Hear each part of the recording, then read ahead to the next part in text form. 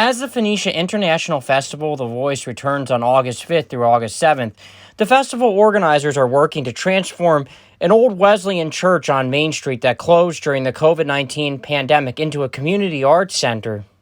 Heading up the project is the festival's co-founder and general director, Todaro, and she shares her vision for the space. This is meant to be a very intimate but very elegant space. We hope to commingle several arts and a lot of classes and a lot of educational program here, as I had the opportunity to share with you. It is a little bit of a jewel. It's a tiny, tiny, tiny jewel, and we're still figuring out what we're gonna do fully. But the first exhibition is to feature works by David Pollock, who splits his time between Mount Tremper and Brooklyn. First of all, David Pollock, who's exhibiting, is helping us transforming this place into what was a church and now a community and cultural center, where we hope to have, beauty, wonderful artists such as David. Look at this incredible apparel that he's installing, and look at his work on the wall if you want to see. That matches perfectly the windows. And Pollock shares a little bit more about his exhibition. Well, this is a mix of work that I guess I've done over about the last 10 years down in Brooklyn, over by the New York Harbor, and they're actually based on landscapes from there. So Maria was nice enough to give me the space to show this work. And Todaro explains how this project to transform this 19th century house of worship into a center for the arts and culture came to be.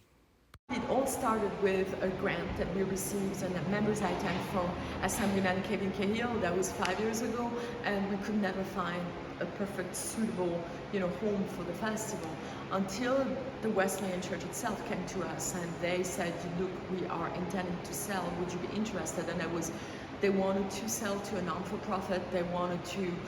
They knew us because we had history with them for 13 years here. We've been having choir activity, educational activity, performances activity. So we had a very deep relationship with the Wesleyan Church, and they actually help us acquiring this place. We're still in progress. They're still carrying the note, and so it came that way.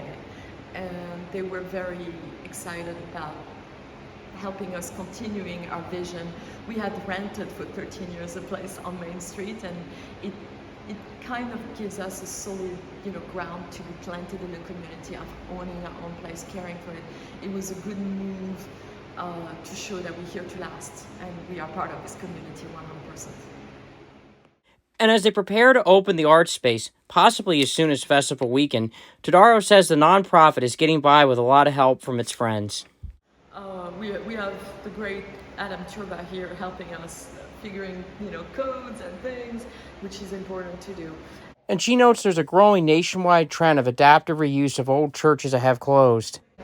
We also spoke with a major architectural firm out of casual conversation, and they all told us that what seems to be the big movement in the association of the U.S. Association of the Architect, which I forgot the name, but it's one of those.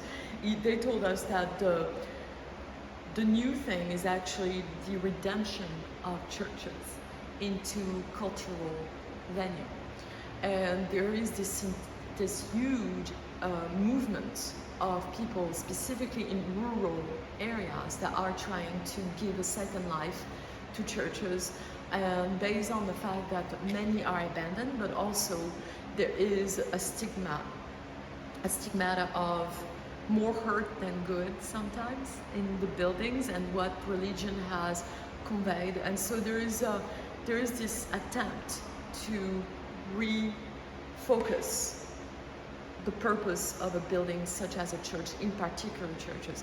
And art has been what they thought the best way to cleanse the space and give it a positive impact on community.